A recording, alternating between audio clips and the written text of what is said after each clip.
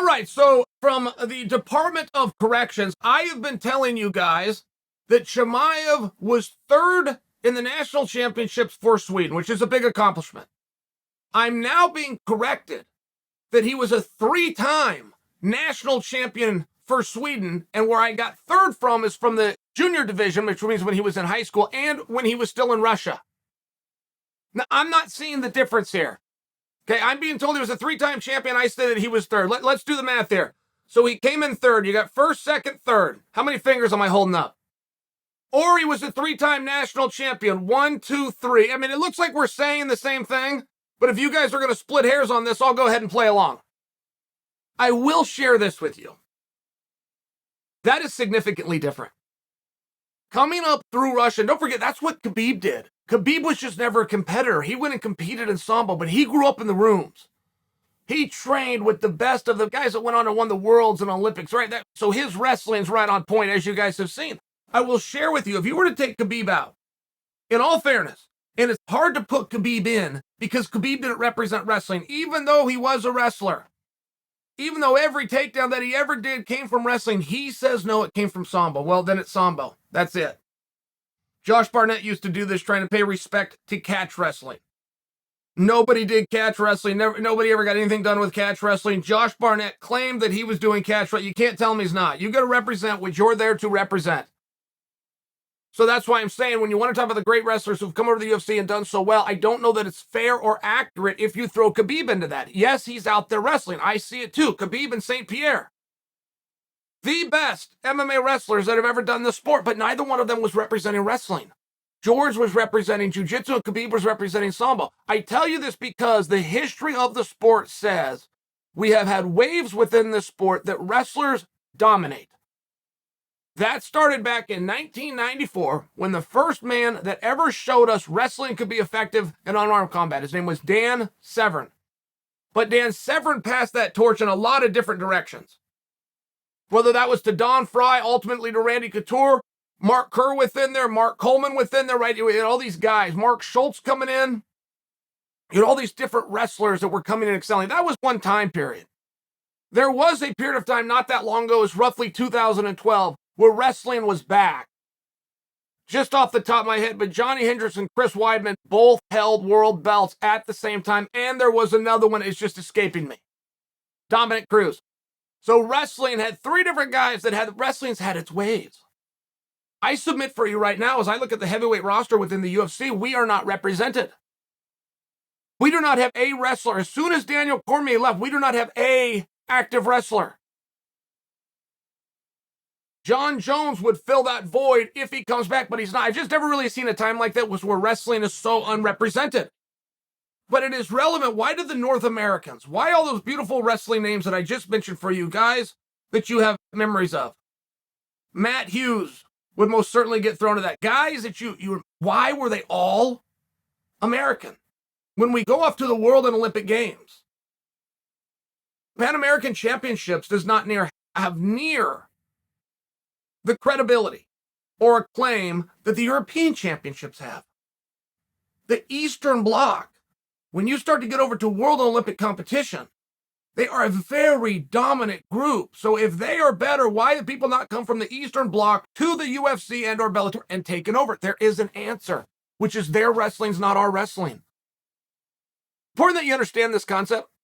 For me, if it's important for me that you understand this, because I love wrestling, but what we have in your junior highs, what we have in all of the high schools, which you can get a scholarship in to go off to college, is called collegiate wrestling, which stands for college wrestling, which is unique to the United States. No other country has it. When we go off to the World and Olympic Games, we contest the international styles of wrestling known as freestyle and Greco-Roman, not collegiate. So if you are an NCAA champion, if you are a collegiate national champion, you are by proxy the world champion. And I get that we're cheating. I get that we're not letting anybody else in, but there's nobody else to let in. No other country does this. So you are a world champion. Now, other sports will claim that. You have the NBA, which will openly, in its name, admit it's a national association.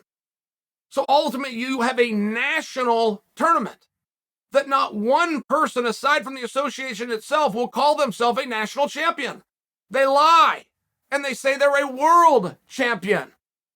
You will win a national championship in basketball. They will give you a ring that says world champion. Tom Brady, just by how many rings is he at now? He's at 6, he's at 7.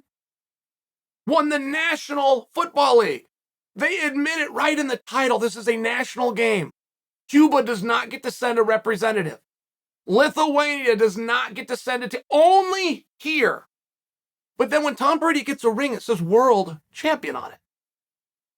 And it's one of those tough ones because in all fairness, it is.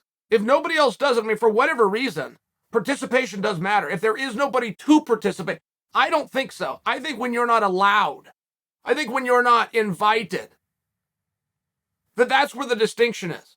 If you build it, they will come.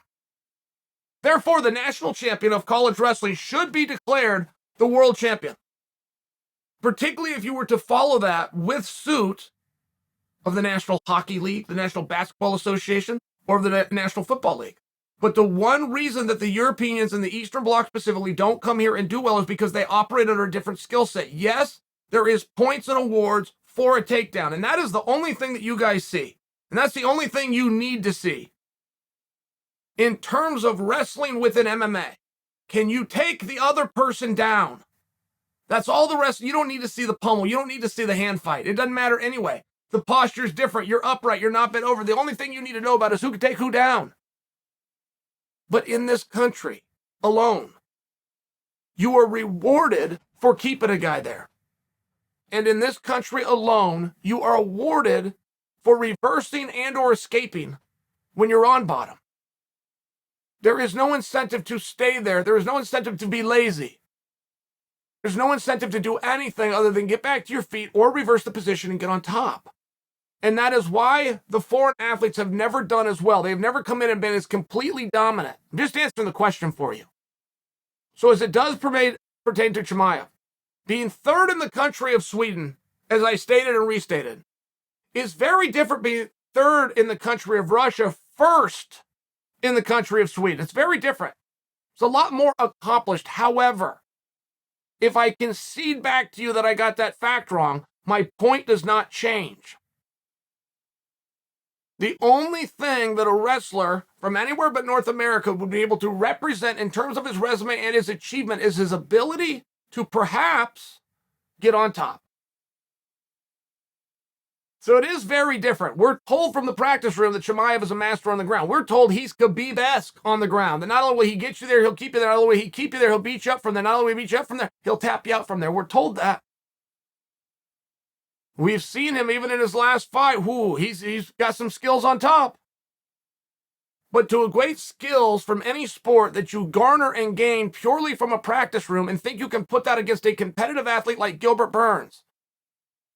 Well, you think I might have had the statistics wrong. I wasn't completely fair to Gilbert Burns. He was third in Abu Dhabi, and that is the example that I referenced. It's the example because that's what you guys would know. Jiu-Jitsu also has a world championship, and he won 3 of those. So if you don't like that I'm saying it's the third best guy on earth against the third best guy in Sweden, fine, let's fix it, but let's be real correct. You have a three-time champion from Sweden who's going to take on a three-time world Jiu-Jitsu champion. You don't like that it was bronze against bronze? Screw it. It's not. It's 3 golds in a national championship versus 3 golds in a world championship. The point stands. This is wrestling versus Jiu-Jitsu.